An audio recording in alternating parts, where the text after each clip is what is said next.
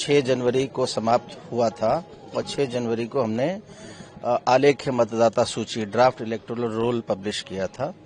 उसके बाद हमारी 2 कार्रवाइयां समानांतर रूप से चल रही हैं। पहला चल रहा है दावा और आपत्तियां। ये 1 महीने का समय है, 6 जनवरी से 6 फरवरी तक। दावा और आपत्तियां पीरियड का मतलब है, दावा मतलब वो लोग जिनका नाम ड्राफ्ट मतदाता सूची में नहीं आया है और उनका दावा है कि उनका नाम आना चाहिए, वो रहते हैं उत्तर प्रदेश में, यहाँ के वोटर बनना चाहते हैं, तो उनको फॉर्म 6 भरना है, वो दावा है। किसी का नाम गलत आ गया, मृत व्यक्ति का नाम आ गया, यहाँ से उत्तर प्रदेश से चले गए व्यक्ति का नाम आ गया, उसका नाम किसी को काटना है तो आपत्ति करनी है तो फॉर्म 7 भरना है। तीसरा महत्वपूर्ण कार्य इस समय होता है कि बहुत सी वोटर लिस्ट में हमारी गलतियां हैं, उसके नाम की स्पेलिंग सही नहीं है, किसी का जेंडर बदल दिया, रिलेशनशिप टाइप बदल दिया, उसको करेक्ट कराना चाहिए वोटर को खुद। ये राइट वोटर का है। फॉर्म 8 केवल वोटर भर सकता है, सो फॉर्म 8 भरना चाहिए संशोधन के लिए। ये 1 महीना के अवधि में ये कार्य होना है। दूसरा जो समानांतर कार्रवाई ये हो रही है कि जो एन्यूमरेशन फॉर्म में जब लोगों ने अपना नाम भरा, साइन करके दिया, तो मैपिंग नहीं की, यानी पिछला जो एसआईआर देश में हुआ 2002 से 2006 उसकी जो फाइनल इलेक्टोरल रोल है उसमें मतदाता को अपना नाम ढूंढना था या अपने माता पिता, दादा दादी, नाना नानी, इनमें से 7 में से किसी एक का नाम उस वोटर लिस्ट में ढूंढ के बताना था कि इस असेंबली सेगमेंट, इस पोलिंग स्टेशन, इस सीरियल नंबर पे हमारा नाम। इसको मैपिंग कहते हैं। 1 करोड़ 4 लाख लोगों ने मैपिंग नहीं की थी उत्तर प्रदेश में, उनको नोटिस जा रहे हैं। लगभग 2 करोड़ 22 लाख ऐसे लोग हैं जिन्होंने मैपिंग तो की लेकिन गलत हो गई। जैसे नाम पिता का वोटर लिस्ट में आज सुरेंद्र है, उन्होंने मैपिंग करके राजेंद्र के साथ मैप कर दिया है, तो इसको जो नेम मिसमैच हो गया। इसी तरह एक है कि आयु, जो उन्होंने जिसको अपना पिता बताया, आज की तारीख में उनका और उनके पिता की एज में 15 साल से कम का अंतर है, तो स्वाभाविक है एक प्रश्न उठता है कि क्या ये वाकई इनके पिता हैं। सो इस तरह की इनकॉन्सिस्टेंसीज, लॉजिकल इनकॉन्सिस्टेंसीज वाले को भी 2 करोड़ 22 लाख है, इनको भी नोटिस जाएगा। और इसको हम काफी इजी किया है कमीशन ने कि जो भी व्यक्ति जिसको नोटिस जा रहा है, काफी लोग प्रश्न करते हैं कि हमें कैसे पता लगेगा, तो उसके लिए voters.eci.gov.in जो हमारा वेबसाइट है भारत निर्वाचन आयोग का, इसमें फ्रंट पेज पे ही upload documents against notice received करके एक टैब आता है, उस पर हम क्लिक करते हैं तो अपना एपिक कार्ड डाल सकते हैं।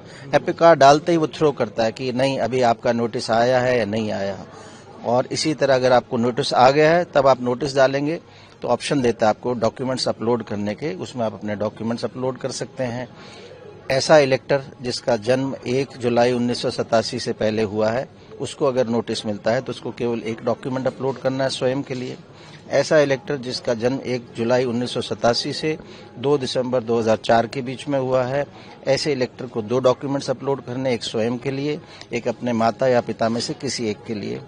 ऐसा वोटर जिसका जन्म 2 दिसंबर 2004 से ज्यादा बाद में हुआ है, यानी युवा है, उसको 3 डॉक्यूमेंट्स अपलोड करने, एक स्वयं के लिए, एक अपने माता के लिए और एक पिता के लिए। और वो डॉक्यूमेंट्स का लिस्ट क्या डॉक्यूमेंट्स है हम नोटिस में साथ दे रहे हैं।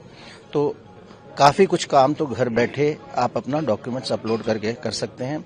और हमारा प्रयास ये होगा कि व्यक्तिगत सुनवाई में कम से कम लोगों को हम बुलाएं, खासकर कोई बीमार है, वृद्ध है, महिला है, सब किसी छोटे समय के लिए कहीं बाहर गया है, तो उनके परिवार का कोई सदस्य भी आ जाए। इम्पोर्टेंट ये है कि डॉक्यूमेंट्स आए, एक डॉक्यूमेंट्री एविडेंस हो जिससे आपकी genuineness of the इलेक्टर prove. Sir एक चीज शिफ्टिंग के लिए कितने नोटिस गए और आप बोल रहे थे 2 करोड़ ज्यादा। हमारा हमने लगभग अभी एक लिमिट ये लगाई कि एक AERO, assistant electoral registration officer, एक दिन में 150 से ज्यादा वोटर्स को नोटिस ना दे। तो इसी क्रम में लाखों की संख्या में हमारे नोटिस निर्गत हो गए हैं। 14 तारीख को पहले दिन हमने नोटिस निर्गत किया था, जो आज सुनवाई का पहला दिन है 21 जनवरी का।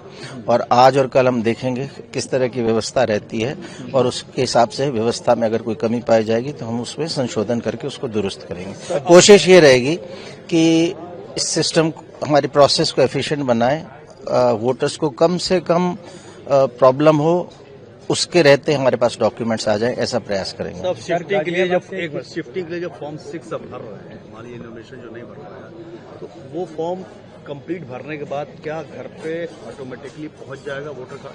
हाँ जी, जो फॉर्म 6 है ये नए वोटर के लिए है और ऐसे वोटर्स के लिए भी है जो वोटर्स थे पहले, किसी गलती से उनका नाम एन्यूमरेशन फेज में कट गया, ऐसे वोटर्स भी फॉर्म 6 ही भर रहे हैं। और ऑनलाइन जो व्यवस्था है हमारी, उसमें जब फॉर्म 6 भरने जाते हैं तो एक ऑप्शन आता है कि whether you are new elector और इलेक्टर एग्जिस्टेड बिफोर SIR 2026। तो ऐसे वोटर जिनका नाम गलती से कटा है वो दूसरा ऑप्शन लें और फॉर्म 6 भरेंगे। फॉर्म 6 भरने के बाद अगर आपने करेक्ट एड्रेस दिया, करेक्ट पिन कोड दिया, तो आपके घर बैठे बैठे आपको एपिक कार्ड, जो फिजिकल हमारा PVC एपिक कार्ड, वो आएगा। इसके अलावा जब भी हम फॉर्म 6 भरें या कोई भी फॉर्म भरें तो एक रेफरेंस आईडी आता है। उस रेफरेंस आईडी को नोट करना बहुत जरूरी है, बिकॉज आप जब हफ्ता 10 दिन बाद आप चेक करें, उस रेफरेंस आईडी से वो एक आपको बता देता है कि आपका फॉर्म केवल सबमिशन स्टेज पे है, या आपका फॉर्म BLO के पास चला गया, या आपका फील्ड वेरिफिकेशन कंप्लीट हो गया, या आपका आपका फॉर्म एक्सेप्ट हो गया। और ये voters.eci.gov.in और एक बहुत अच्छा ऐप है जो सबको यूज करना चाहिए, ECINET। ये ऐप इतना अच्छा है कि इसमें आपको कंप्यूटर भी आपके हाथ में है, उसी से फॉर्म भरें, उसी से डॉक्यूमेंट्स अपलोड करें, उसी से आप अपने BLO का मोबाइल नंबर पता कर सकते हैं, उसी से आप अपने BLO से बात करना तो उसमें बुक कॉल विद BLO करके एक ऑप्शन है। सो BLO को निर्देश है कि 48 आवर्स में आपको कॉल बैक करे। और अगर इसके बावजूद कोई शिकायत है, BLO फोन नहीं उठता, तो हमने सारे 403 इलेक्टोरल रजिस्ट्रेशन ऑफिसर्स के एक्स हैंडल बना दिए, उसको COUP के एक्स हैंडल से हमने पब्लिश कर दिया।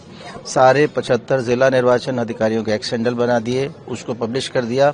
और इसका काफी लोग सदुपयोग कर रहे हैं, जो टेक सेवी हैं या एक्स पे जो लोग हैं वो ट्वीट कर रहे हैं, तो हम लोगों को भी पता लग रहा है, इलेक्शन कमीशन को, कि किस विधानसभा में शिकायतें ज्यादा हैं। इसके अलावा हमारा NGSP पोर्टल है जो ECINET में शिकायत भी कर सकते हैं। तो सारी व्यवस्थाएं हैं, बस ये हमें पब्लिक तक पहुंचाना है, जिससे वो घर बैठे अपनी शिकायतें, अपनी समस्याएं हम तक पहुंचा दें और हम उनको दूर करेंगे। सर, जिन लोगों का नाम मेरा एक है कि अभी भी क्या 5-6 हार्ड कॉपी दे सकते हैं लोग जिनका नाम पहले था? बिल्कुल, बहुत अच्छा प्रश्न आपने पूछा है। दोनों ऑप्शन है। हार्ड कॉपी में हमने सभी BLOs के पास दे रखा है।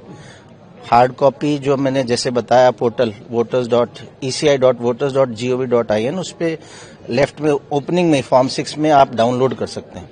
डाउनलोड करके भर के उसको अपने BLO को रिसीव करा के रसीद जरूर ले लें, ये कर सकते हैं। अच्छा, एक चीज बताइए, जो लोग छूट जाएगा, जी, जो पिछले SIR में नाम था 2002 से 2004 जो 6 हुआ, उसमें नाम था, इस बार देखिए, पहली बात तो वोटर लिस्ट में नाम नहीं आया तो आप सिटीजन नहीं रहेंगे, ऐसा तो कोई नहीं है। वोटर लिस्ट में नाम लाना वॉलंटरी प्रोसेस है। बहुत से ऐसे सिटीजन हो सकते हैं जो फॉर्म 6 नहीं भरेंगे, तो वो वोटर्स नहीं बनेंगे। जहां तक आपने प्रश्न पूछा कि उनका नाम कट गया तो उनको फॉर्म 6 भर देना चाहिए। अगर उनका SIR शुरू होने के बाद नाम कटा है, इसका मतलब उनका नाम SIR से जस्ट पहले था, तो उनको एक ऑप्शन उसमें जब फॉर्म 6 भरते हैं ऑनलाइन, वो पूछता है कि आप बिल्कुल, तो उससे एक उनका रिकॉर्ड भी कंटिन्यूटी बनी रहेगी। फिर भी अगर छूट जाए, भर नहीं पाया, कार्ड नहीं आया, तो उनका पोजीशन क्या होगा भारत में? देखिए, मेरा ये कहना है कि फॉर्म 6 भरना चाहिए, सबको भरना चाहिए। इसके लिए जो प्रयास हम लोग कर रहे हैं, वो 11 जनवरी को हमने उत्तर प्रदेश के सारे बूथों पे हमारे BLO रहे थे वोटर लिस्ट के साथ। Absent, shifted, dead, duplicate, refuse to sign voters की लिस्ट के साथ, उसको देख सकते थे अपना नाम। फॉर्म 6, 7, 8 सब वहाँ अवेलेबल था।